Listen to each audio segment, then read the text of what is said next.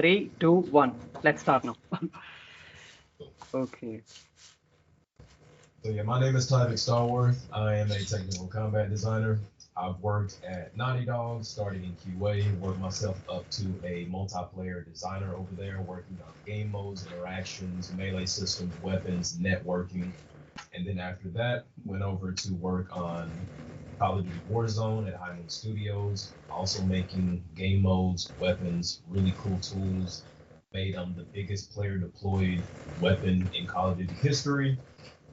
Made some really cool stuff there. And then after there, I landed at Sucker Punch, where I was working on, or the owner of, ranged weapons, quickfire items, a lot of melee abilities that I created, systems designer as well, part systems designer, working on upgrades, charms, progression, gears, and perks that go on them, where you get them inside of the game, from all the way from the beginning of the game to the end of the game.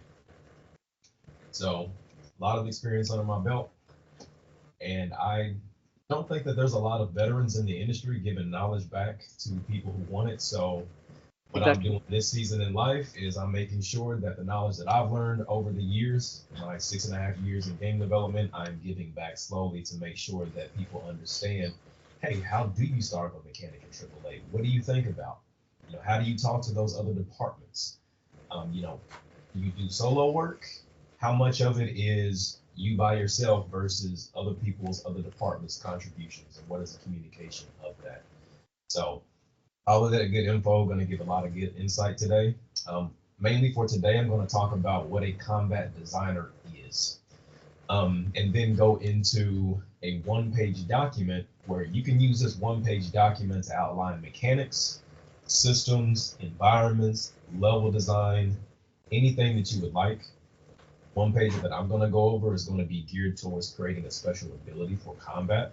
So you'll understand what the thought process is going into an ability, what needs to be had in that document as far as visual effects, sound effects, animations, which is very important. How detailed do you want the animations? What type of info do you need in this one-page document so that you can actually communicate effectively with your team, so that way everybody knows the game plan, everybody can use that document to reference, so that way nobody's coming to ask you, like, what about this, what about that? You've thought through a lot of things up front so that the rest of the team doesn't have to seek out additional knowledge.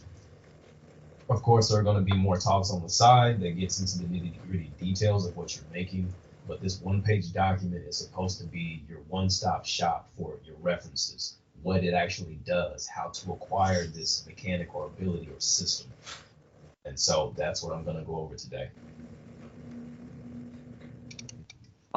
Thanks. Thank you for the great introduction, Tavik, and thanks for giving the gist of like what you do in the industry.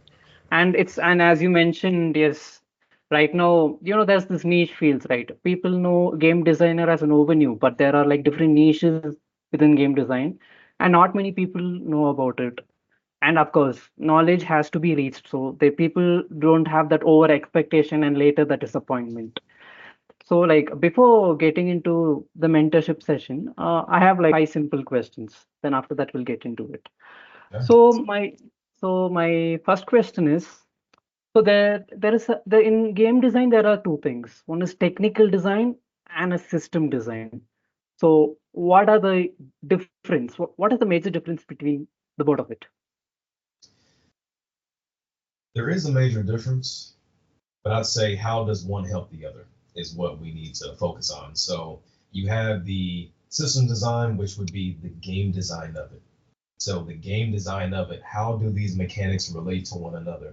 When you're playing a game, how does that upgrade add into the overall experience? When you're exploring the world, such as in Ghost of Yōtei, what new weapons or items are you going to acquire that's going to change up the way that you tackle combat, traversal, exploration, the way that you see the world, the way that you interact with the world?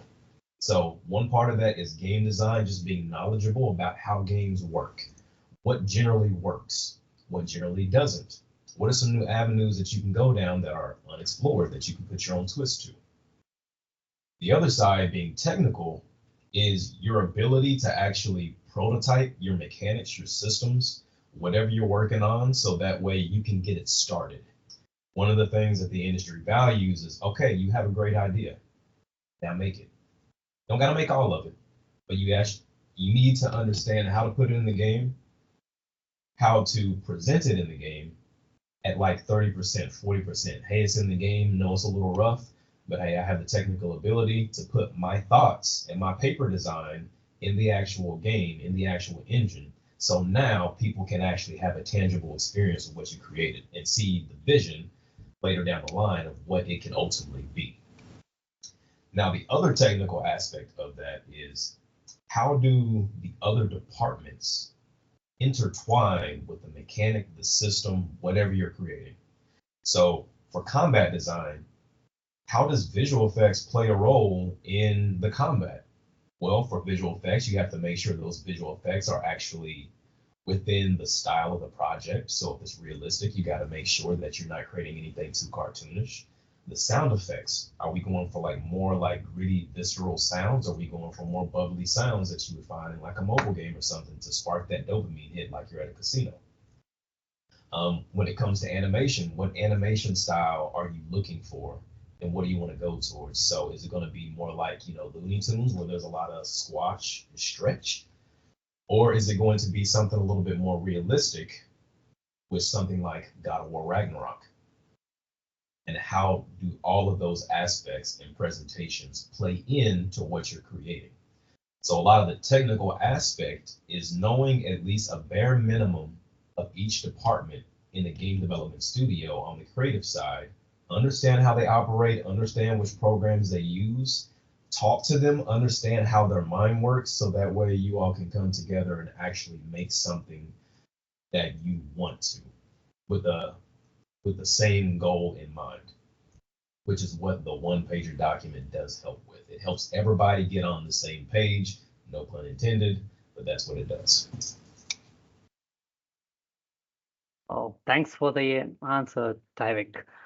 And the next question is this. The next question. What is the biggest myth of technical design or a combat design? What is the biggest myth that you have come across while professionally or while working in jams or when you're in conferences? What is the biggest myth that you have come across, like technical design or combat design, regarding this? That you need to know everything to get started. So many people ask me, how do you become a combat designer? How do you become a combat designer? Well, back in the day when Little Big Planet 1 came out, they had a whole play, create, share mantra. I played it, I created. Their scripting in there was a little bit rough in the first one, but it was enough to get you interested. And that was back then when like Unity and Unreal were kind of like far off. They hadn't really entered the scene yet, very niche. Little Big Planet 2 came out and they introduced visual scripting. And I would wake up 7 o'clock in the morning, and then I look up at the time and it's 3 o'clock in the morning. I had spent all day creating in that engine and forgot to eat, forgot to use the bathroom, like totally just engrossed in what I was doing because there was so much creativity there. So during that time, I done level design. I done environmental aesthetics. I've done sound effects. I made my own music. I've done so many things within the 2.5 years that I was playing Little Big Planet 2. And that's a very important part, is exposure. So because I was exposed to all these different outlets for creativity, I'm like, okay, well, I like that, but that's not really my alignment. Do I do it for fun? Sure. Okay, but I really want to go over here. Okay, try out level design next. Try out level design. Okay, I see what it's trying to do and I see what I need to know. Not really my cup of tea. I'll learn what I need to know about level design, but let me go over here. And I kept on doing that and cutting down until I landed on combat design. So they had these SAC bots that you could put logic on, is what they call it, visual scripting, on these SAC bots, and then your SAC boy could enter the SAC bot, and then now you can have so much more functionality that the main character couldn't give you. Doing that, I started to do more combat related things, started making enemy AI, started making combos and special abilities, and I'm like, okay, I'm really in tune with this. I'm really gravitating towards this. And that's how I got into combat design. So even if you're here for combat design, understand that, hey, combat design it's an interest, but also something combat adjacent may be something that you're attuned with. But the myth of, hey, I need to know all of these things to get into combat design, it's not, it really is just a myth.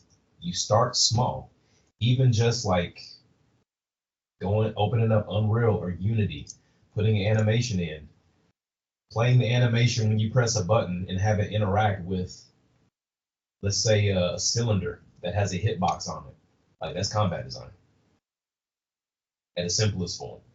You don't need a course to do that. You just need to, or a college course to do that.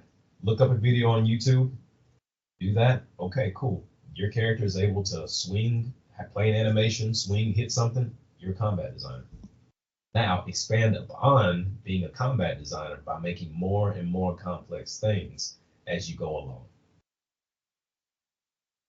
Yeah, simple as to say, like when you're doing it for the first time, document it. When you're occurring the same problem, refer it and enhance it.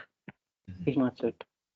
And there's also another thing to speak about is when you get into YouTube tutorials, and there's quite a bit out there so far, do not stay in the tutorial mindset. Oh, true. Which, get into the tutorial, learn what you need to know, and be like, okay, I kind of see how to navigate this space. Now branch off from that tutorial, make your own thing. You're only looking at tutorials to get fundamentals or ways to do things, and after you learn that from the video, you no longer need it. You do not need to go to the completion of the video. The completion of the video is actually creating the very thing that that video is trying to create, which is where people get into that mode of like, hey, I'm gonna post this on LinkedIn, but everybody has posted this same project on LinkedIn, and then you don't stand out. So always make sure you gravitate towards your own thing. Challenge yourself. Okay, well, I don't really know how to do this, but I kind of understand what I would need to do to get there. So let me expand myself. Let me stretch my skills. That's how you want to take it. Expand your skills, stretch. Okay, you got it. It was a little bit out of your knowledge base. Now it's in your knowledge base. Now expand it again by making something on top of that, making something different that's a little bit more complex, and keep on doing that until you have that confidence in your skills to actually start layering out mechanics. Okay, how does this mechanic work with that mechanic? Okay, layer on systems. Okay, I want to upgrade system. Let me layer in this system so that way when the players playing the game, they're able to have some form of progression while playing my game, which I think a lot is missing from that. So I'm glad you brought that up, Tim, about systems, is because a lot of people will post combat online. It's cool, but everybody's going to get bored by, checking out combat without anything to climb towards. So systems and progressions and upgrades, highly important. And I think a lot of combat designers online actually miss out on that because combat design and systems design is very closely intertwined. AAA in any game goes hand in hand. Exactly, like tutorials is for the basics, and creativity is where you your creativity is where your application or your portfolio or starting the company stands. That's major thing. So last question, and we'll get into it. So let me say a person wants to be a combat designer or a technical designer. There are two aspects of it. One is code, and other one is logic, or let me say design thinking. So let me say let me say I'm very bad at coding, but I'm good at design thinking or logical thinking. Can I do this role, or should I have a programming knowledge as well? You should have the programming knowledge as well, especially if you're going into AAA. Programming knowledge in AAA is pretty invaluable at this point. Okay. So typically how it goes for most companies are like, hey, you're a combat designer. We want you to get in. We want you to start prototyping stuff. We don't want you to come in here and then just be designing on documents. So your value as a combat designer is only going to increase with the amount of technical skill that you have. Because combat designers also get into the 3 C's: character, camera, and control. Those are dipping into C++. Those are dipping into the more core aspects of combat design. just the camera alone, determining which targets to target when there are a lot of targets around you, expanding your technical or your coding technical prowess is going to make you more valuable of a combat designer. Now, there are some positions open at certain studios where, hey, some people just design and they have programmers on standby ready to actually put those designs in games. Now, I'd say those positions are more rare nowadays. They're still out there, but more than likely, you're probably not going to find them. And since companies are now keeping smaller teams, you need to wear more hats and be more capable. So I'd say having a technical skill to where you can at least get your prototype in the game is valuable.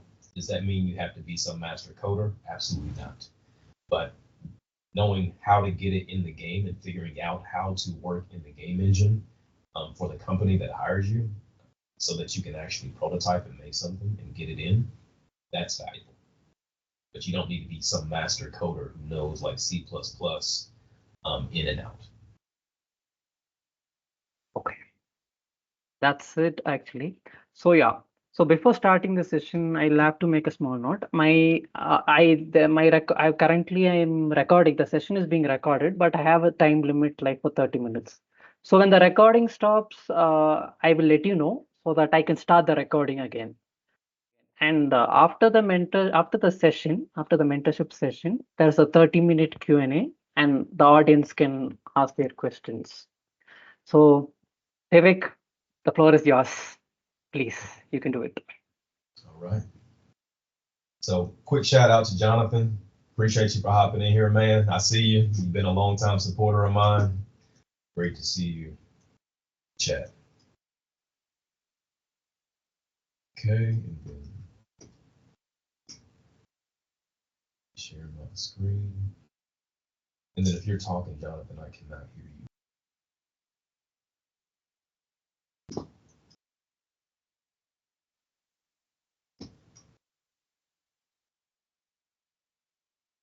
Okay, so I'm going to share this screen.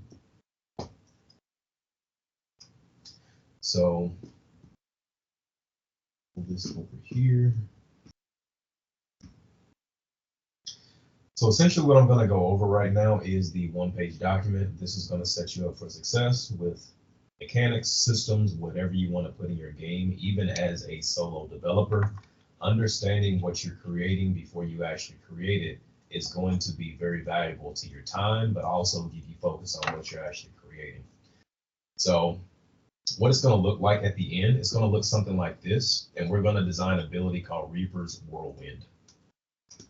And then we're going to go over the overview of what the ability actually is, how to use it, what controls you're going to need to actually use it, user stories, so like things within the gameplay in the world where you actually use it and you can tell a story about it, the animations that are going to be needed, and then references and links. So I kept this kind of scrappy today because I wanted you all to see me go through the process of thinking out this mechanic and actually writing it down.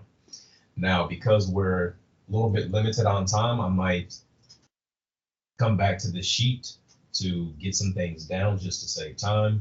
But by the end of this, you should know the benefits of a one-pager, what it's about, and then how to actually seek out references, how to get that footage that you can hand off to somebody to let somebody know exactly what you're working on. So this is going to be like a really like designer workflow type of thing, not a presentation.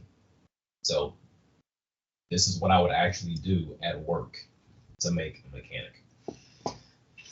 So typically with one-pagers, you would make them in, like, let's say Google Drive, or you would be on Jira and they have a Confluence page where you would actually have your documentation. Now I made this one in Google Drive, and Google Drive it's pretty good. But right now I'm going to switch over to Miro board. Now, if you haven't used Miro board is a great tool. You can add in images in here. You can add links. You can move them around. You can right click and add comments on things so that you can come back to them later. So come back to them later. And then that's your comment right there. If you're talking to some people, then you can be like, hey, dude, this is awesome. Let's go this direction, etc., etc. Really great tool to use between teams and just getting things down on the board, Miro board. So I'm just going to go through the document, and you'll see me like think, put stuff down, and bring in references to support the mechanic that I want to make. So what's going to happen is that I'm going to call this mechanic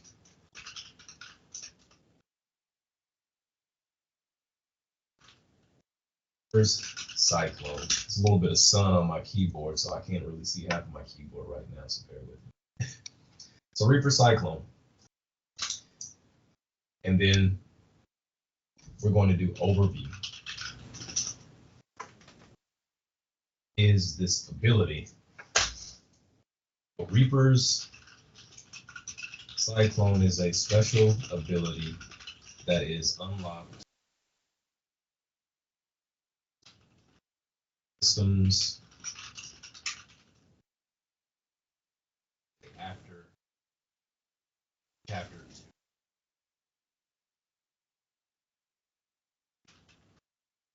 2. Over this ability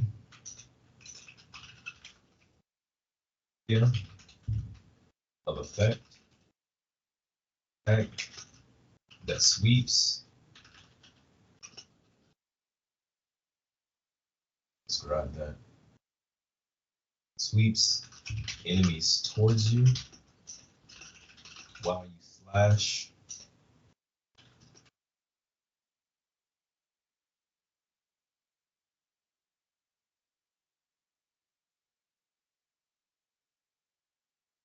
While spinning your scythe.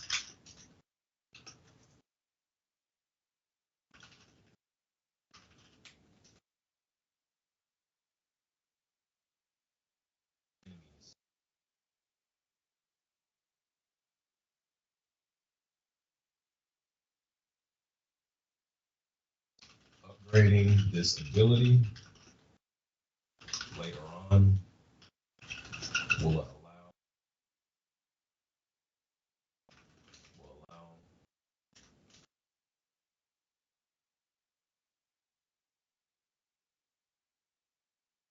you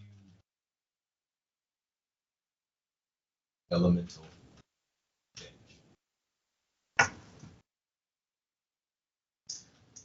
So Reaper Cyclone is a special ability that unlocked in the Systems Upgrade menu after Chapter 2. This ability is an area of effect attack that sweeps enemies towards you while you slash in a cyclone with your scythe. While spinning your scythe, you will deal more damage to enemies the closer they are to you. Upgrading this ability later on will allow Reaper Cyclone to be imbued with elemental damage. So this is kind of what it is, just at a top-down view. Cool. So now that we got the overview, it's like, how do we use it?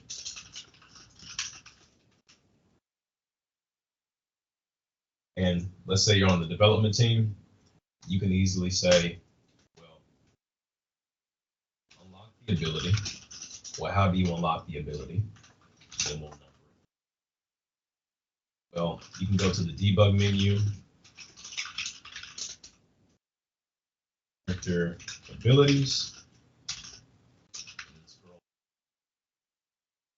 Let's activate Reaper Cycle.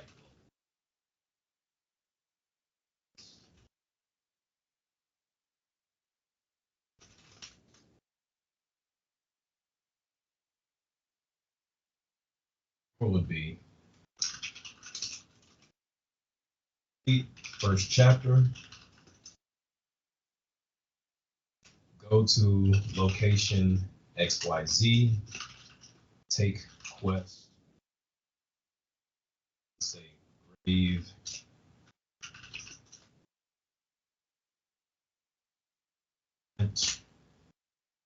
complete quest,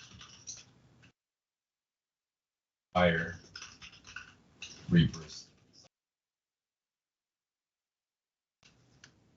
So these are two ways that you can unlock that ability, which when you're working on a dev team, a lot of the times you're working with people who stay on environment, visual effects, sound effects. They don't know how to access your content. So right up front, we're going to say, hey, I got a prototype in the game. It's not all the way there, but you can use it so that you can start seeing how it's going to operate.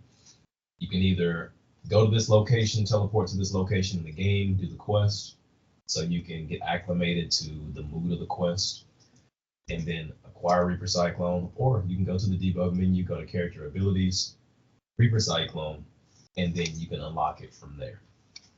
So those are two different ways that you can get this. Also, how do we use it? So,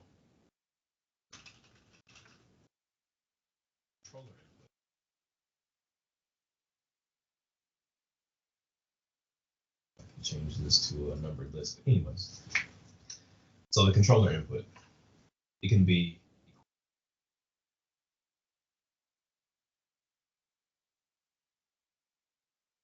like weapon.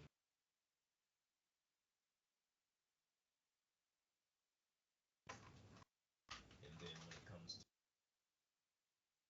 pressing, I put brackets around mine just to know that, hey, this is a button. So scythe weapon by pressing D-pad down. And then once you have that down, press and hold L2.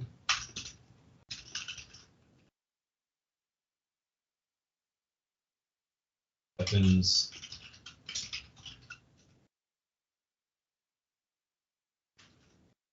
HUD on the screen. And press, then while holding L2. Let's just say square. Activate.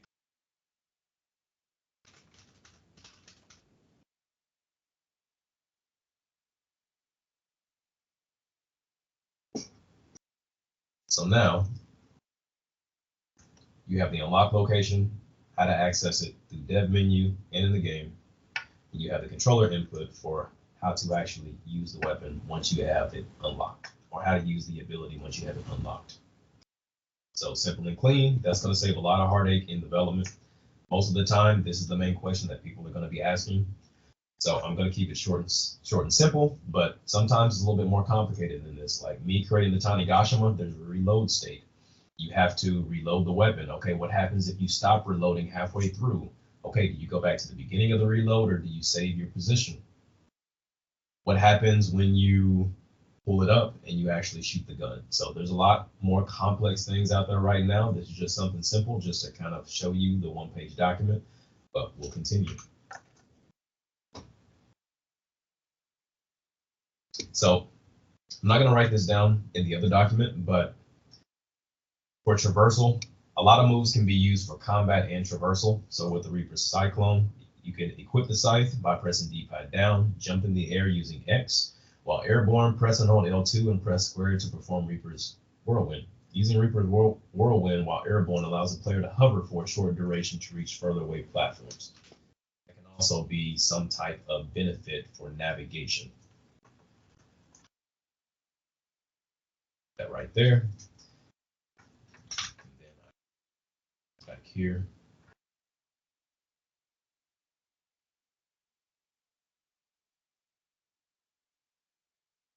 Some things have multiple uses to them.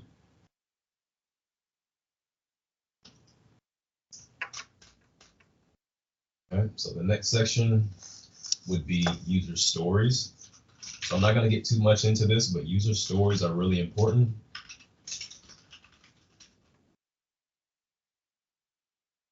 One, story two, story three. What are the stories going to be with your mechanic, your system? You know, what are players going to walk away with remembering about what they did? So maybe, you know, there was a situation where the boss was about to just have a crushing blow on you. You got up enough meter or special ability power to actually activate Reaper Cyclone. it pulled the boss in, stopped them from making that attack, and then you were able to just win the boss fight. Or maybe there's like several ranged enemies around you and you're just getting pelted. You're down at 5 HP, one more arrow, one more projectile is going to end you, but you activate Reaper Cyclone in order to pull all the enemies in so that they're close. While you're spinning your scythe, you're doing damage, you take them down. Whew, close. Almost lost all my currency, all my health, whatever you want it to be, whatever your game is. But that was the moment that was special because I activated it at the right time and I got rewarded for it. I positioned myself at this specific spot in combat and I got rewarded for it. So user stories are just allowing them to know in what situations are you going to use this mechanic, this system, this upgrade, this progression, and how is it going to benefit the player as a whole. But we'll skip past that because that can get very wordy.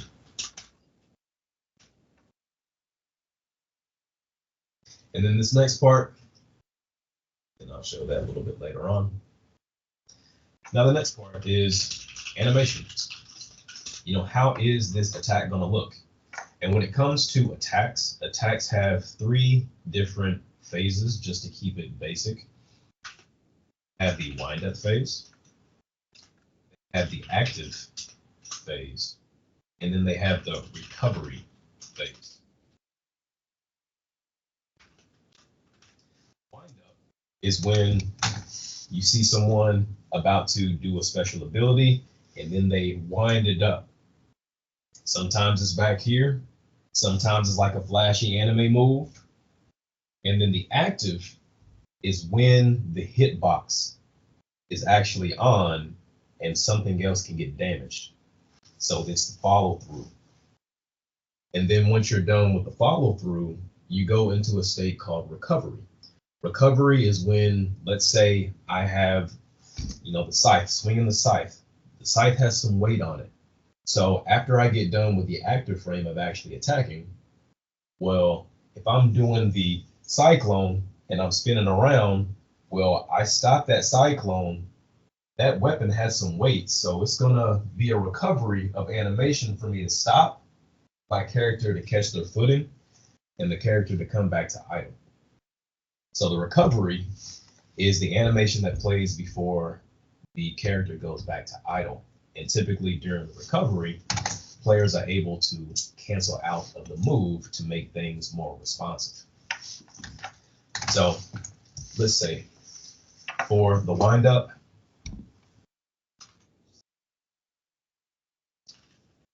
player jumps into the air and Peter is joining.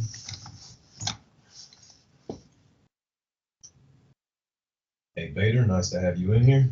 Great to see you again.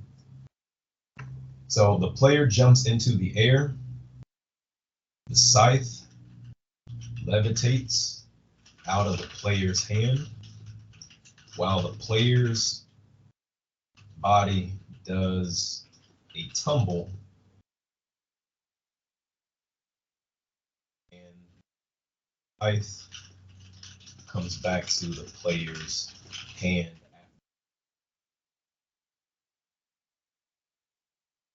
to then set up.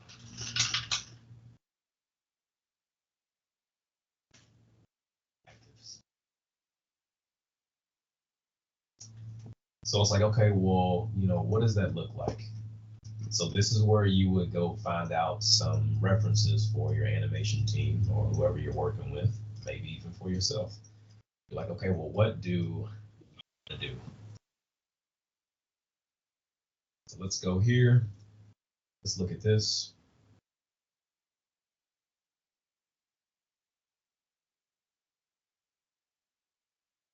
So this is kind of what I'm running right here. I'm going to slow down the speed so that way I don't have to play it back so much.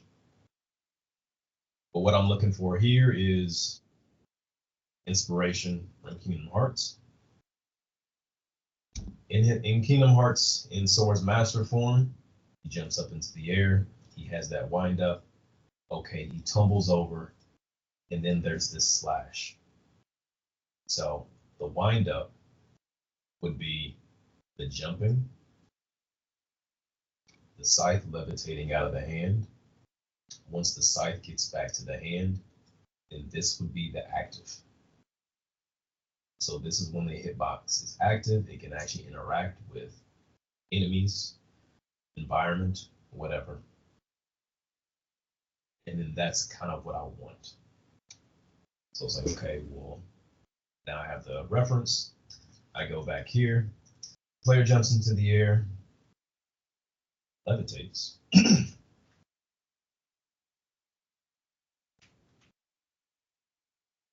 That levitates out of the player's hand, while the player's body does a tumble and the scythe comes back to the player's hand. After the tumble, okay,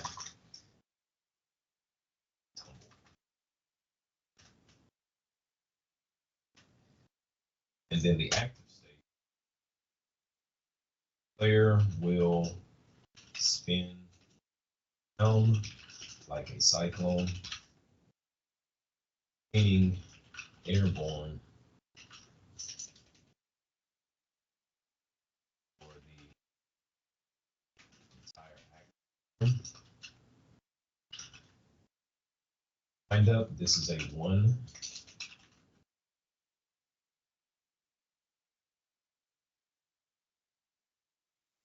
Active going to be a 1-shot lead in.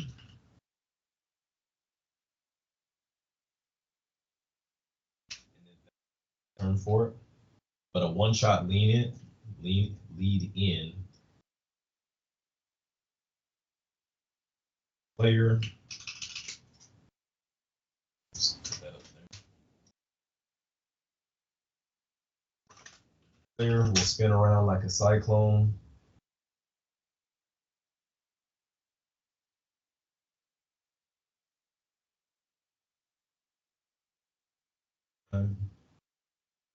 Or let's say this: the player will catch the scythe in their hands and have a big swing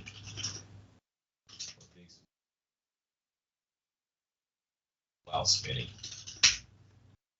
So that's the lead in. So it'll be just like 1 spin. So first spin. And this other active animation will be the loop. So the loop is going to be, the player will have a more stagnant, or let's just say, the player will have a scythe and outreached. Get of effect as possible.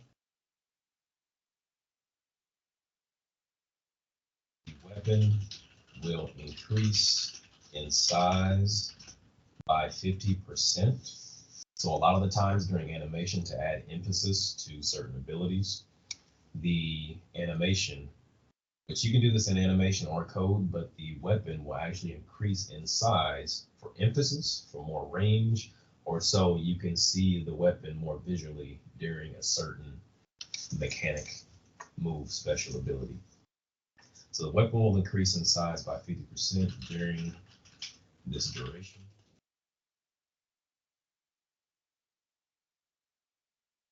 Time the spin gets to 0 degrees again. Okay. So just to go over what we have so far, you have the wind up, the player jumps into the air and levitates. The scythe levitates out of the player's hand while the player's body does a tumble, and then the scythe comes back to the player's hands after the tumble. That's the wind up.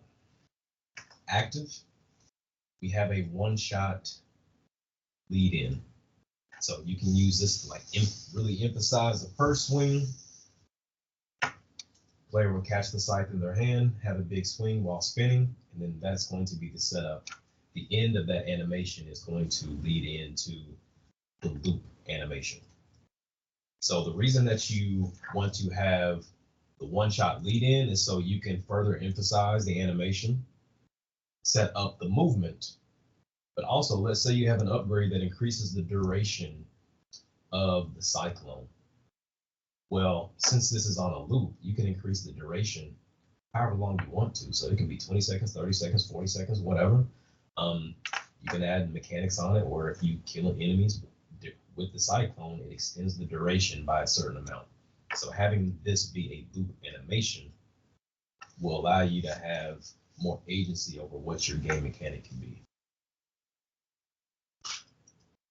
So for the loop, the player will have the scythe in their hand outreach to cover as much area of effect as possible. The weapon will increase in size by 50% during the duration, and every time the spin gets to 0 degrees. Again, the weapon snaps to 70% size for 5 frames. So that way it just seems like you're getting that heavy whip after every single rotation. And then it's like, okay, well, what does this look like? So showed you the Kingdom Hearts ones. What we can do is we can copy that link if there's to say, hey, this is our reference for what we're thinking about. Then you can have notes. This is the wind up. I like how Sora does a tumble.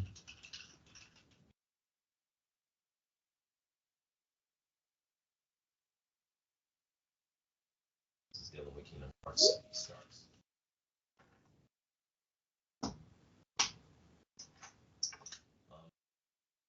Not make it too cartoonish.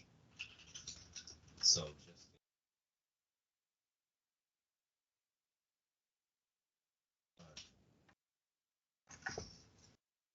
and then for the active, I have another link right here. This is Darius from League of Legends. So this would be me looking up on YouTube, searching around a little bit, being like, okay, now I have the reference. So I'm going to slow this down by a little bit. But you can see even already. So that's the wind up. This is the active frame. Then him putting his weapon back and by his side, that's the recovery. So I'll slow that down even more. Back.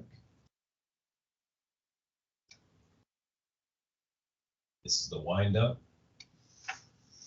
Really brings it back for the wind up to show how much strength. Also, strength and weight of the weapon in animation is very important. So if you have a heavier weapon, make sure you really emphasize that first part to show the weight and the power behind what's about to happen. So this is the wind up frame. Now you see that his blade, his axe change. You can also do things like that, but his axe changing lets you know when the active frame is about to start. It's a little flare on there, but this is the active frame that deals the damage. And then that's the recovery. So think about your combat moves as wind up, active, recovery. And those are essentially called animation states. So what animation state is the player character in? He's in the wind up. Okay, if he's in the wind up, does that move have super armor to where you can't be interrupted from it? During the move, can you be interrupted during it?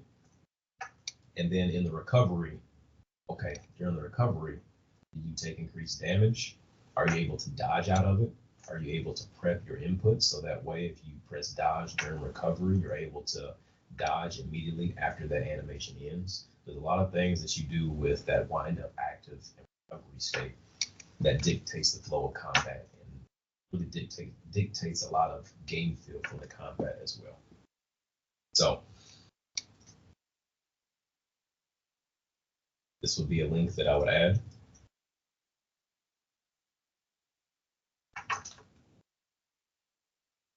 And then that's just a link to this right here on the Miro board. but you can actually link it to the actual video itself if you would like. And then the recovery.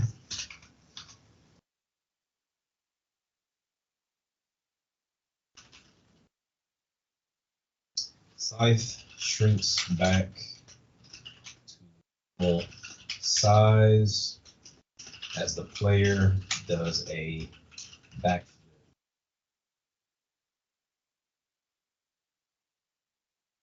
After being airborne and cyclone, there's a flip backwards, go down to the ground.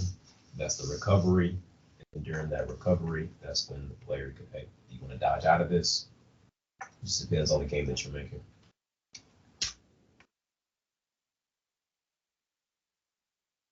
So that's pretty much it for the animations. You can get a lot more detailed in there. How many frames do you want something to be? How many frames do you have how many frames do you have to work with? How long do you want this move to be? All of those things you can discuss with the animation team, or if you're the animator, figure out how long you want it to be. And one of the cool things about this document is that we have tools for AI. So I actually put this in here beforehand. And I said, create me a one-pager document for the overview, how to access this mechanic, how to use it, the resources and references that I may need for animation, visual effects, and sound effects, and then references and links. And it actually pumped out some really good content. So this is where you would use AI purposefully in order to give you something to go off of. So you can see mechanic name, brief description, the purpose, fit in gameplay, how to access. Do you unlock it from a quest? Is it an inventory item? Input methods for controller, keyboard, mouse, touch, etc., etc., etc. So this is where you would use AI to create you a template, so you can be like, okay, well, now I have a template to go off of, so now I know exactly what I may need. If you don't need something, just get rid of it. But this is how you can use AI as an advantage without using AI as a crutch. Use it to seek knowledge. So the other thing, I think we have about 5 minutes here. I'm kind of going fast because I know we don't have a lot of time. But let's say we wanted to reach out to visual effects, and we wanted to put some visual effects in that documentation as well. You would get your reference. That can be a picture, that can be video. In this case, it's a video. I'm gonna lower the playback speed by 50%. And then I'm gonna say, hey, during the active of the cyclone, I want there to be this black mist. So you would find a reference. This is from Dragon Dogma 2. It's like, okay, well, I want something like this where you have the black mist into the purple energy that scrolls around. And then that would be the reference. So you just show that to your visual effects team or your person, and then they'll be able to go off of that. But most of this is about understanding that this document has it all. So this was pretty much it for the one pager. But hopefully this allows you all to see, just getting it down on paper, how you access it. Even just writing this down, I connect this mechanic to that. So there's a lot of ways that this one actually helps you as a whole, how it interacts with other systems and mechanics. That's pretty much it on that. There is another video that I have right here. I'm just going to open it up for you, and then we can questions. This is a katana master talking about how to hold a katana. So for Ghost of Yōtei, when searching katana, a lot of videos were sent around about animation, how you would hold a katana. There's a reason why you would hold a katana that way. And these little intricate details about how it's actually used in practical combat, not fantasy combat, in practical combat, really lets your animator know, okay, Now we're doing research. Now, since we're holding it this way, now I know that the weight needs to be this way or that needs to maneuver this way. So there's a lot of research that can be done. I'm not going to say needs to be done. See what they did throughout history. See how they held them. See how they used them in most effective state, so that you can get a feel for the weapon, do research for the weapon, and then once you actually animate the weapon, find animation. Tyvic, I think the screen is not shared. I think the screen is not shared. Oh, my bad, my bad. It's okay, it's okay.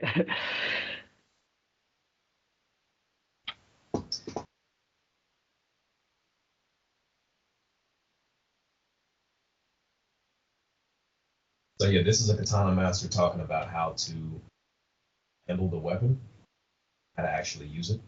He's talking about amateur mistakes that been with, and he has to correct them. But these little intricate details about how to hold the weapon actually allows the animal and the way positioned and looks more realistic. That's why in Ghost of Yōtei, the melee abilities look realistic because research, research upon research. We visited Japan, dojos, got to see hands-on experience, feel hands-on to make them realistic, or as realistic as we can. Game. So there's some liberties there.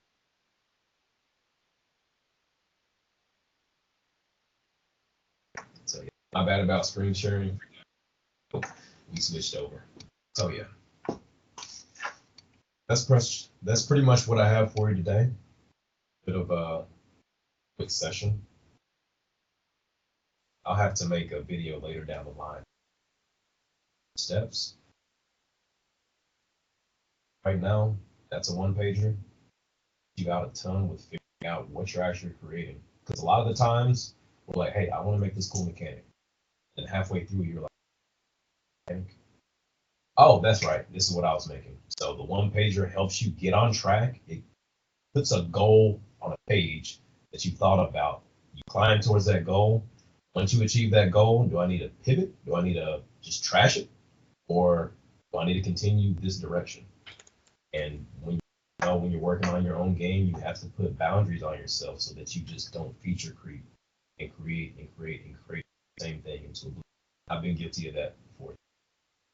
So that is a one-page document.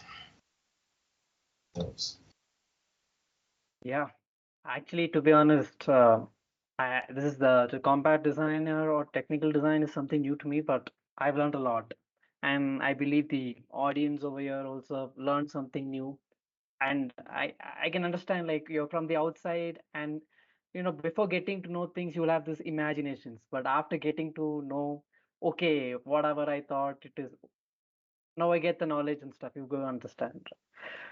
So like the audience over here, you can ask your questions, like you have a lot of time. I think you have like 23 minutes. You can ask your question. The floor is open for questions.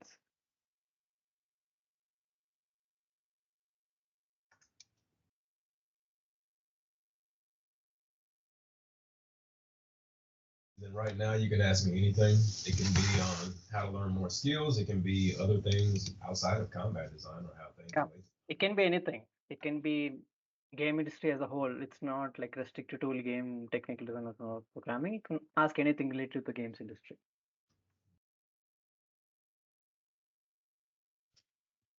How do you think AI is affecting the AAA industry and I guess the industry as a whole in the long run? It's affecting it in good and bad ways.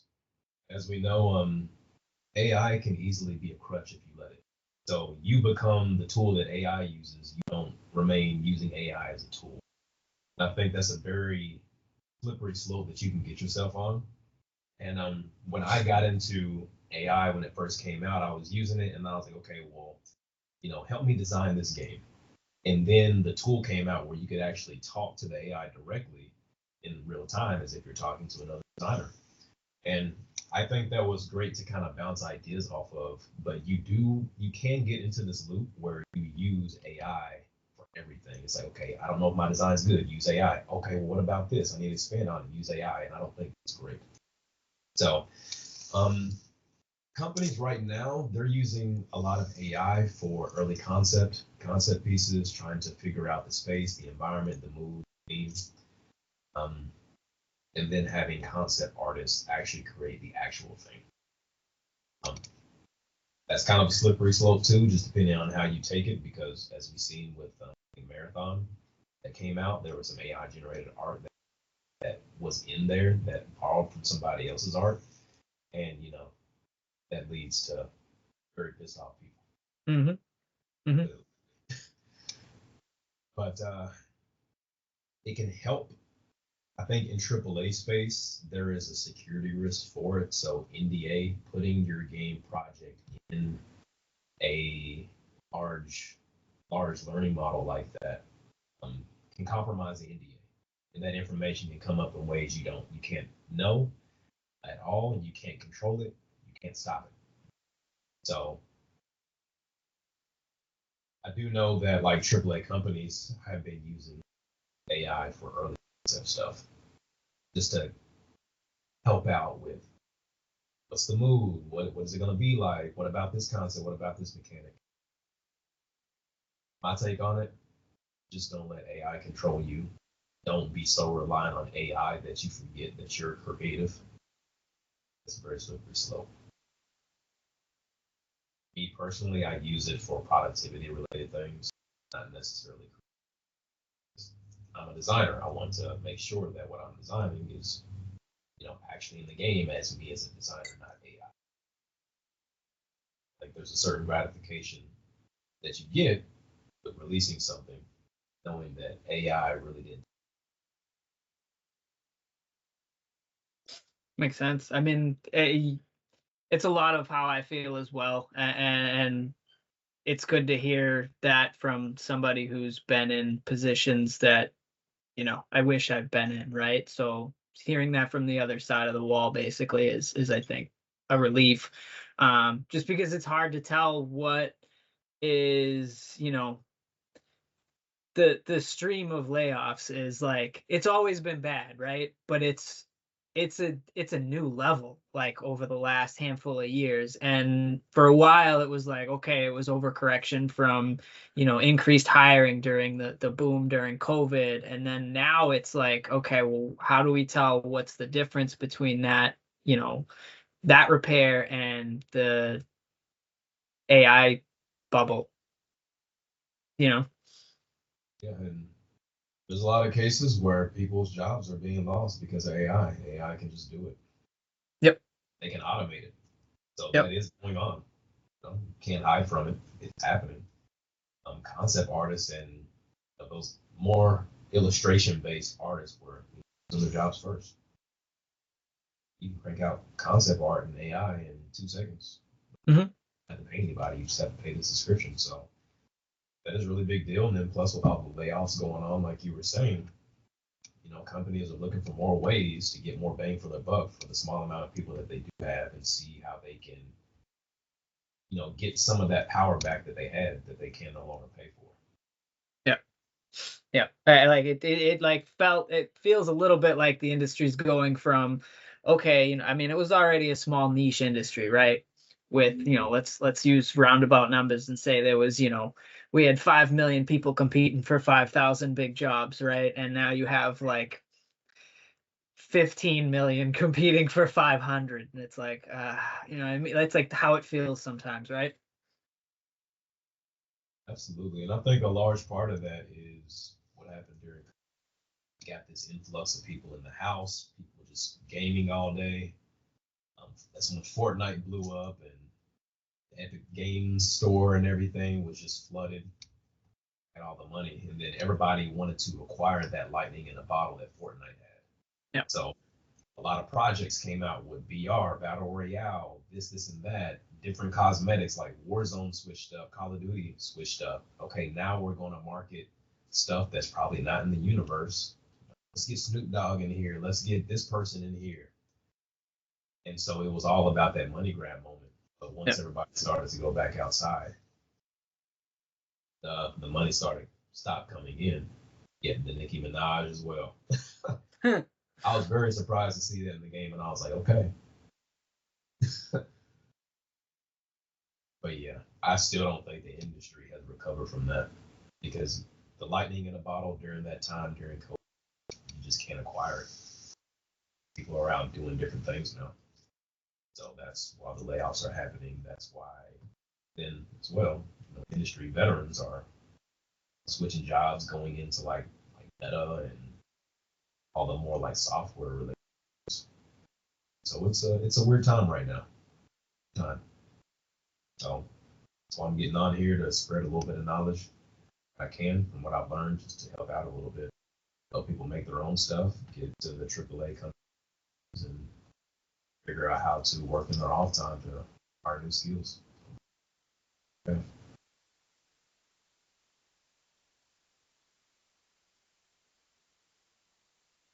Guys, if you're comfortable, Ravi and Austin, I think if you're comfortable, I would ask you to like turn on your mic and ask the questions.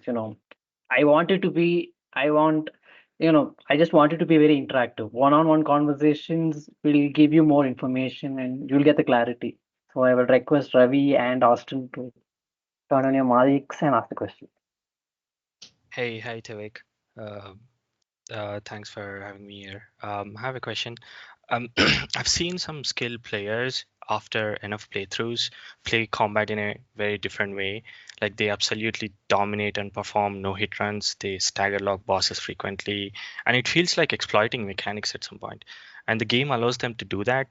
However, normal players tend to play very cautiously and take hits.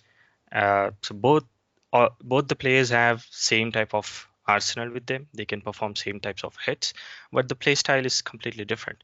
So my question is like, how does a game designer account for different types of players, and how should they design and balance the mechanics so that the experience is fun for everyone? That's a very great question.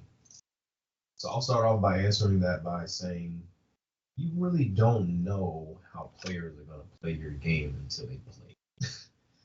um, so I know Souls likes are very, very out there. People want to create them, but Souls didn't start overnight. There was progression to that. Okay, well, what are players doing? Playtesters are going to be the best thing for your game because they're going to show you different ways to engage with your game that you didn't even know about. So I can almost guarantee that a lot of things like hit stunning a boss or doing this in a very specific way to take down a boss or an enemy is because of playtest. So like a playtester figures out how to hit stun or how to hit lock a boss. Let's say, okay, well, how do we support that playstyle? Okay, well, let's add poise into the game so that way we can get things poised. So if you hit something a certain amount of times with a certain weapon, okay, then it can stun lock a boss. So now you crank all your points into strength. You're carrying the heaviest weapon that you can. You're charging up your weapon. Within two strikes, the boss is just stun locked. It's like you just gave a player a path to do that without needing to cheese a system. So maybe you were able to do it with a dagger at first. It's like, no, we don't want the player to do it with the dagger. Let's actually make that a skill path for a strength play style. Put it on two-handed weapons to just bash down poise, so that way they can stun lock, and then that's the play style. And the trade-off is that heavy weapons have a long wind-up time. You're very vulnerable. You're very sluggish. You're probably going to be wearing heavy armor so that you can take blows during your wind-up and your active and your recovery frames. So that becomes a play style. And that becomes a play style because playtesters play the game. They show you different ways to interact with the systems that you have in your game already. Or if a certain player is doing something, you're like, hey, I see this player trying to do something. How about we support that by actually adding in a weapon, adding in a system, adding in a certain stat of something to actually reward the player for doing that very thing. So it's something that happens over time once you see people play your game. So you can start off designing your game. Hey, I want to get here. This is what I want my game to be. 20% way through development, you're going to figure out that, oh, this game is telling me that I need to design it this way. 50% through development, okay, my game is saying that I need to expand in these directions. So over time, your game will tell you what it needs to be able to compound and perfect the systems over time, which is what the Souls-like genre did.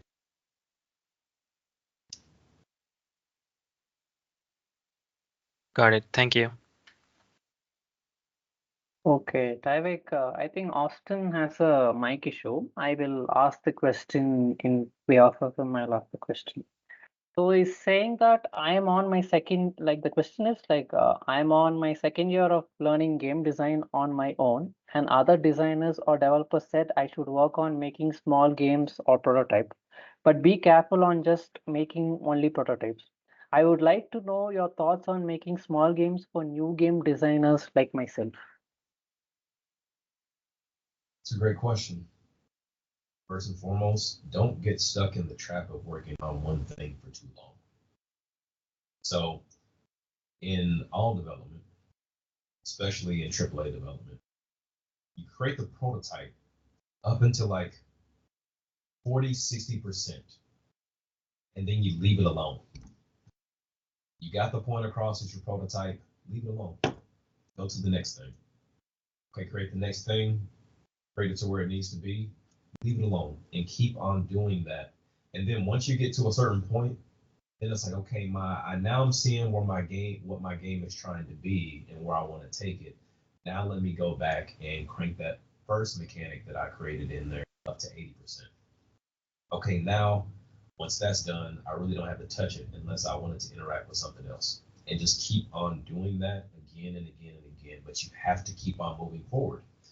And a lot of the times, it's like, I want to make a game. You're in the game engine, you're actively doing stuff, but you haven't actually written down a game plan, timeline for when you want to get these things completed. You will expand your mechanic, your system, the time that you spend on it to the time that you have and the time that you give yourself. If you don't give yourself a time limit or a time frame, you're going to be forever working on that thing. And I've been guilty about that. I've worked on the same thing in multiple different ways for like 2 months on my personal projects, and I'm like, I'm not even making any progress. I've made like debug tools for this things, I've reworked this thing, but I actually haven't moved on to actually make experience. So beware of that trap. And you doing that, you making your game solo, that means you're going to get into a little level design work, combat work, combat games. You're going to get into sound effects, visual effects, UI. And those are some really good disciplines that you're actually going to need to learn anyways. And I'm telling you right now that it may be difficult. You may not want to do it, but you need a complete game. When you start making a game, make sure you get the core loop done as fast as possible. What I mean by that is you see a lot of things on LinkedIn all the time. Somebody might show off their combat. Somebody might show off their game, but there's not a core loop. What I mean by core loop, there is a beginning, there's an end. And you can reset that, you can restart that, or maybe it's level based. You can start the level from beginning to end. It has enemies in there, there's checkpoints, there's things to look at, things to collect and acquire.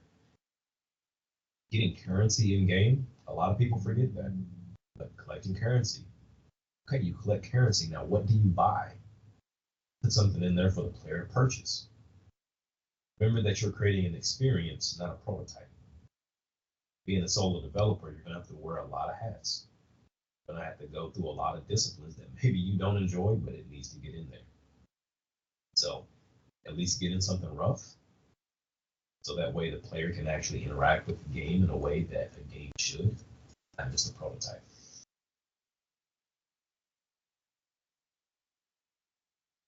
Wow, that's absolutely right, Vivek. And addition to your point is that like when you're being a solo developer, you have to have multiple hats.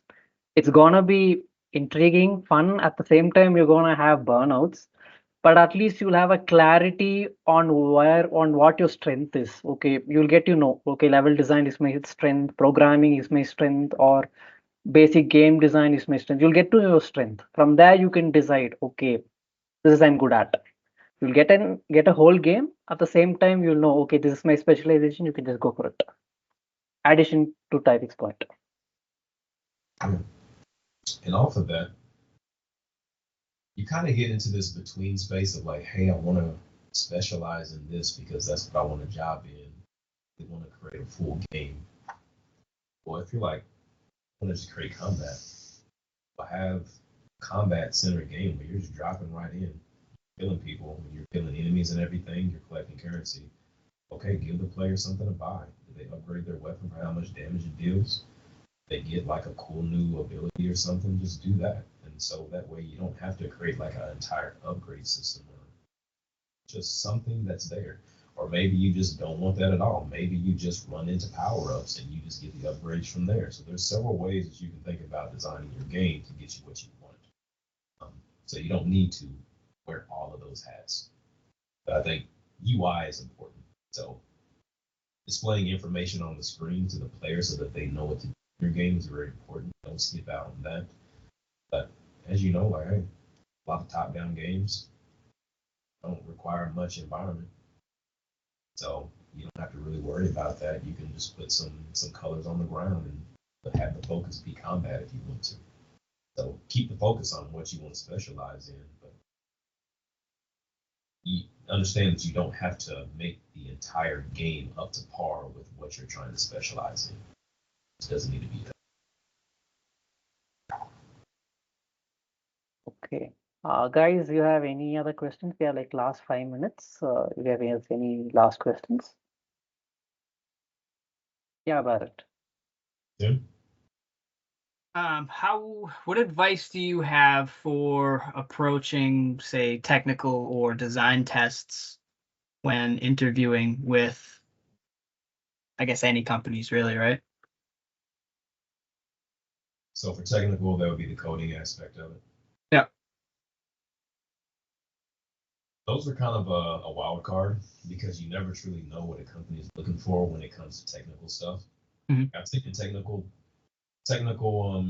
test and it's been like deep C++, and I'm like, okay, I'm gonna try my best. And then there's things like, okay, well, we just want to see how much you comprehend scripting and programming language in general. So it's a lot more like mid-grade. So it just kind of really depends. One of the things you can do, you can use AI to be like, hey, I'm prepping for this studio. What have their coding tests generally been like? What are some great things to just learn? So I know a lot of like high-end studios are like, how's your vector math? How's your C++ skills in this area? You know about dot product and cross product. For the design side of tests, those are always interesting to take. And you can't really, I guess you can prep for them. So for instance, if a studio most likely is working on a sequel, they're probably going to ask you about the first game or something. Or like, how was your experience? What did you like? What didn't you like? What would you change? And then that's when you would really get into your design chops of, I was thinking about this. I was using this weapon and I thought it'd be really cool if this weapon was extended in this direction. And so you have the platform to talk about it. Those are the moments where really they just kind of give you free reign. Talk about the game. What you like, what didn't you? Would you add mechanic-wise, system-wise to the game? Go from there.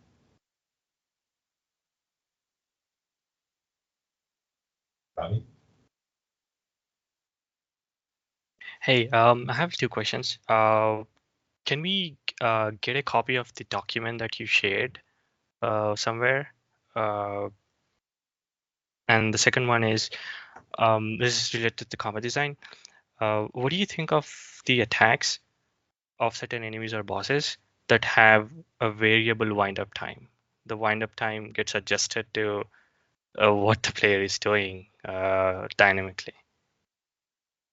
Sorry, Tyvic and Ravi, I'm sorry. The time has been extended. I think I've extended for another 30 minutes, actually. If you have any more questions, you can ask. If you have more time to ask questions. Ravi, you can continue. Cool. Yeah, those were the two questions I had. I just wanted a copy of the document if I joined a bit late. So, and the second question is related to having a variable wind-up times. like that changes dynamically during the combat. Okay. So I'm gonna send the link. Let's see. So I will send this here. And then I'll keep this up for a while. I will eventually take this down. So if you do need to take snapshots, then you can do that. But your question was, what do you think about variable wind-up times for enemies and bosses depending on what the player's doing? That is very dicey territory that needs to be it needs to be calculated. So let's say you're up against a boss, it changes what it does based on how far away you are from it. That's easily readable because it's like if you're close range, this wind up time is pretty much always going to be in effect. If you're a little bit further away, okay, this wind up time is going to be in effect. That's something that the player can easily register. I'm close up, I get this effect. I'm further back, I get this effect. Or if I attack the enemy during their wind up on this specific move, then I can expect a different wind up for the move that they use after to counter me. So those are very clear rules for how to engage with the boss. What gets messy is when games try to change up things in weird ways. So like, okay, well, the more HP this boss doesn't have, then we're going to change up the wind up times. So at full health, it's going to go from like a 3-second wind up time to, at 40%, the boss is going to change over to like a 0.5 second wind up time. Well, most of the time, players are not going to be able to comprehend when the boss is at like 70%, 50%, 40%. It's not going to say boss is at 42% on the boss bar, just not. So that's where you get into that weird territory of like, okay, well, can the player really notice when something is going to happen? If not, it's best not to change up the wind up times. And I played games where I'm like, yo, what the hell? Like, I didn't even get a chance to move. And it just comes out of nowhere. So as a combat designer, you have to make sure that the rules of engagement for interacting with the boss or an enemy are clearly defined in order to make it feel fair. If it doesn't feel fair, the enemy is going to feel punished and like the game did something that disrespected them learning the boss, which I ran into quite a bit of that in a few games. And it's just like, okay, well, why add that in there? I understand making it more difficult, but you have to do that in ways where the player is actually able to see that change up. So if you want to change up the wind up time, okay, is it the boss's second phase? Do they do like an animation that lets you know that, hey, this is the second phase. This is where things are going to switch up. Okay, now I have to relearn the boss in the second phase, not the first phase. So always respect the player's intelligence, understand that the player is going to be strategizing against the boss, reading the boss's movements. And if the bosses move in any unpredictable ways that doesn't have any clear sign that something has changed and they get punished for it, they're going to be punished. And that's what you should not do.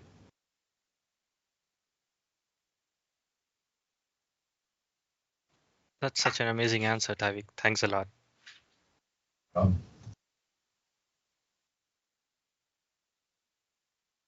Okay, guys. One more question. Any more questions?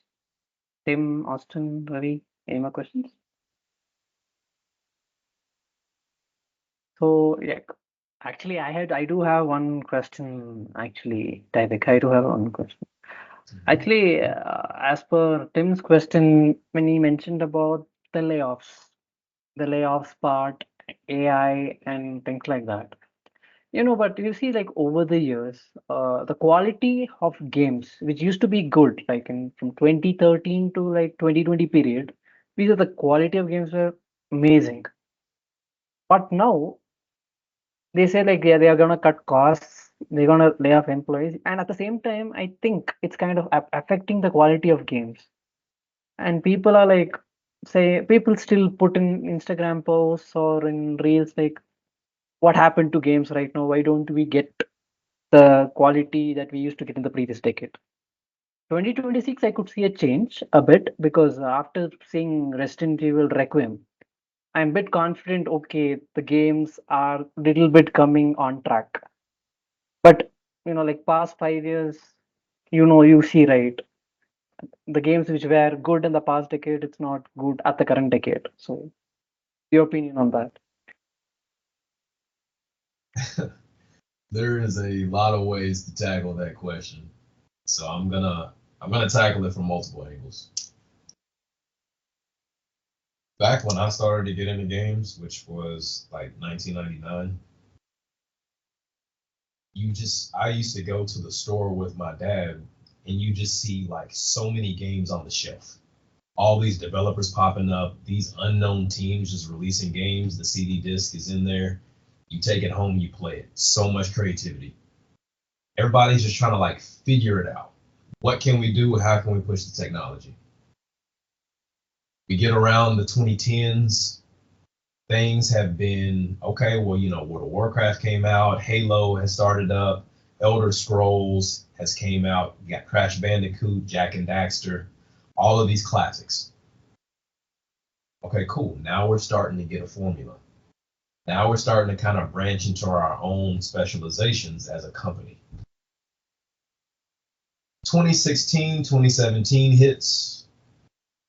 Okay, cool. These companies are actually really specializing in their tools, seeing how far they can push technology. New graphics cards are coming out. Hardware is just accelerating faster than what we can actually do with it. Okay, around 2018, 2019, 2020, okay, now we're really starting to get a handle on the hardware that we have. Now let's focus on graphics, pushing the most out of the system. Okay, at this era, you have, the God of War 2018, Last of Us Part 2, or all of these games like coming out with super high fidelity. And then you get into COVID. Everybody's at home. Games as a service or live service, okay, that's hitting its peak. Warzone has kind of dabbled into it. You got the PUBG coming out. They created or they made VR blow up with PUBG. It was essentially a mod. And then you get into this COVID era where everybody's inside. Everybody has enough time now that they're not outside to dive into games. Okay, well, now the focus becomes on live service. Now we're just pumping out content. Pump out so much content. You can only pump out content so much at a high quality bar. Okay, that time frame to pump out content goes down.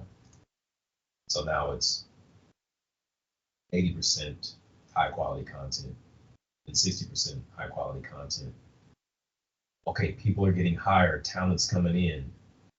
Okay, now they're pumping out this live service. Companies in the background are trying to figure out their lightning in the bottle because they want what Fortnite has.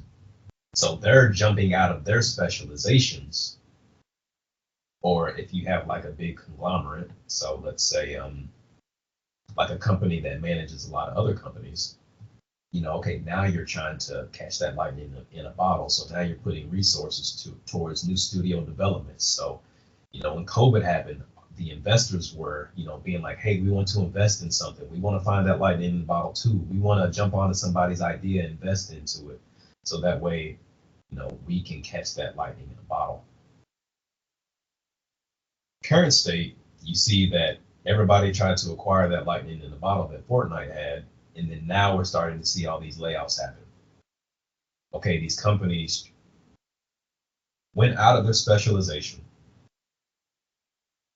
They tried to find this lightning in the bottle, so they're pouring resources into new projects that ultimately don't work out. It's already hard to create a game in the first place. It's a miracle that any game is created, and I do think that is 100% correct. while this whole shift is happening, you have people trying to jump jobs. Remote work is a thing. Okay, now you're not competing with people in your area, you're competing against the entire world, Exactly. depending on the company. So now people on the East Coast can compete with your job on the West Coast, or your job opportunities on the West Coast, and they don't even live there. So competition is more fierce.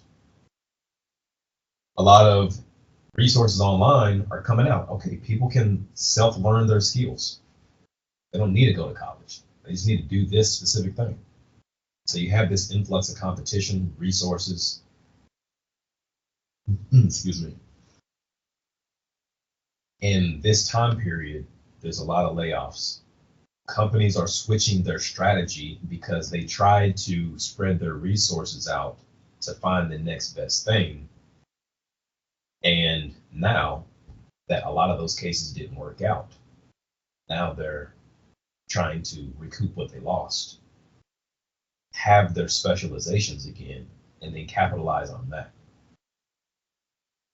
So these studios built up their legacy on this certain thing. They tried to go out, that didn't work, they're coming back in. They go out, they need more people to work on these projects. Okay, these projects don't work out the way they thought. We have to come back in. We got about 5 more minutes. I see that. No, it's recording it. Recording for Okay. 5 minutes. Gotcha. The conversation is there. Recording is in. So that's what's happening right now is companies are trying to recoup what they've lost. They're trying to tame the talent that they have, but also they have to cut so that way production can continue. On the other hand, with the gains like reducing inequality, it's like you have industry veterans who are swapping companies. A lot of these companies, they don't do documentation about the systems that they create.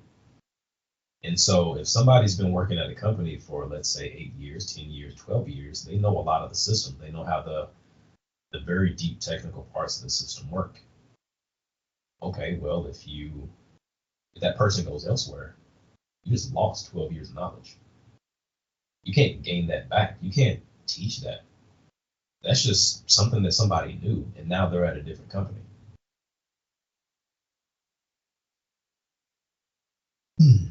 So that veterans leaving companies that they've been at for a while, and when it comes from like let's say a base game to a sequel,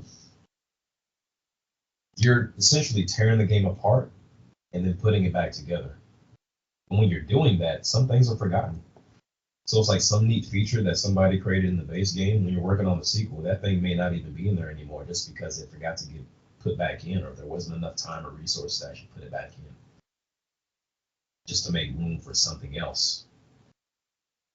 And so there's this weird point in gaming right now where companies are trying to recruit or recoup what they lost. They're trying to respecialize. They're trying to provide for the employees that they already have. They're trying to keep that intact. They need that veteran talent to push things forward. And if they need more veteran talent to push things forward, then that means there's not a lot of jobs for new hires because you have to grow and you have to teach them. So what's in the company's best interest? Hire somebody with 10 years of experience, or a year, or maybe none. Okay, well, hire this person who has 10 years of experience who can get in here and hit the ground running. Okay, that's cool. So we're pushing forward, but also the older developers are getting older. A lot of them are switching careers. So when you don't have those new talent in with those new ideas, that passion is just, they're just seething with passion on wanting to work on something. You're not getting the amount of care and the amount of attention to the game that you want.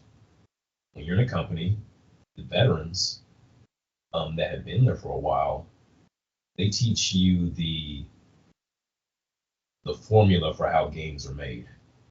They teach you what's been done. The new hires that come in, they reignite the passion, or they should, of the people who have been in that company for a while. So that way, the new hires, they learn all this information, they come up, and then they're just like supercharged. That's what should happen. That is what's not happening.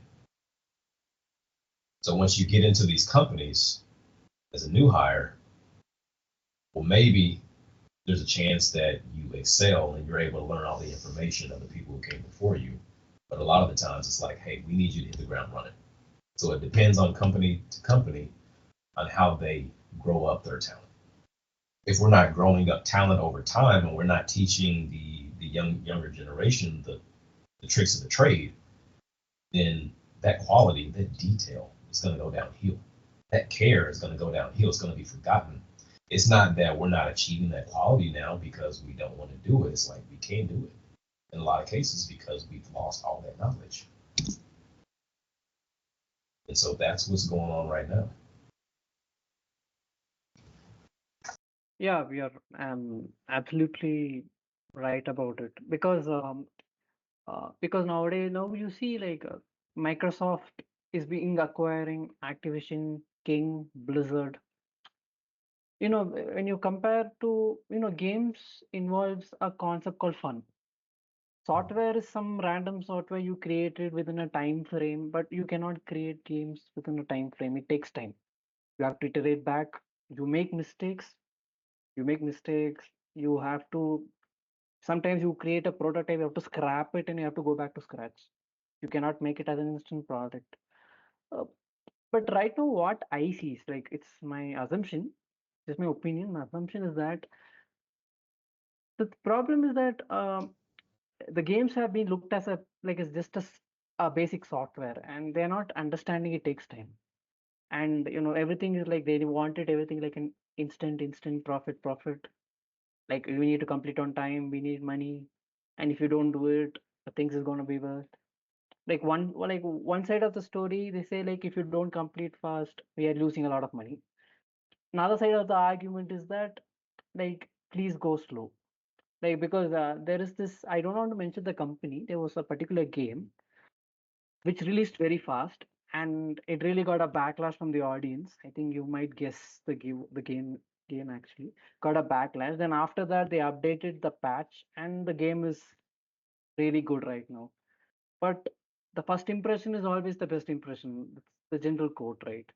So I think that people who are not in the games industry, who have never worked on games before, working in the games industry, are dictating that games should be done this way and this should be fast. I think that's what the problem is. I feel. Yeah, a lot of it comes from top down. A lot of it comes from seeking money, which I wouldn't say that's necessarily a bad thing, but I mean, the state of the world right now puts us in a position, puts the game industry in a position where it's like, hey, do we have everybody fall under because we didn't have a great product, or do we, go down to a skeleton crew by doing layoffs so that we can actually continue development on something? And that's not an easy decision on anybody. Oh, Um, so, yeah, state of the world, how costly things have gotten. Studios are supporting people's lifestyles, people's families. Um, so, layoffs are always a terrible thing. But the people who are still in the studios, like they have they have been cranking on the game. They have families to support too, and so the company's in a weird situation where it's like, okay, well, we need to do this to push forward so we can continue the development. But it's like, okay, well now, is it because you made a bad business decision now people are getting affected by it, or is it something that actually needed to happen if this was planned better? And that's the question that people dodge online. It's like, yeah, like during COVID, everybody was trying to get that next hit. Okay, priorities got mixed up, jammed up. You try to have what Epic Games had, and it didn't come to fruition, and then now you're out millions of dollars because you tried to do that when you could have stuck to your lane, made a really good hit, and then been cool. But that's also another life lesson of like, don't be worried about than everybody else got. Yeah. Okay, guys. This is Mike. I got my questions answered. Guys, any more questions? Ravi, Tim, Austin, any more questions? I actually have to go now. Yeah. I think we'll conclude now. We'll conclude. Okay, Tyvik, thank you. Thank you for this session, and thanks for being part of the mentorship session. I'm hopeful that everyone got benefited by it. I believe everyone got benefited by it. And yes, and thanks a lot. Thanks a lot. And the session was amazing. So the recording will be in YouTube. We're good. Thank you. So yes. Okay, guys, I will meet you in another session with another veteran. And Tyvik, thanks a lot. And see you. See you. Thanks And a lot. we'll meet some. Okay. We'll have to meet someday. Hopefully, we'll try to meet someday. All right. Thank you, Yeah, Tyvik. take care. Thanks, a lot, Tyvic. everyone. Thank you. Thank you. Bye, guys.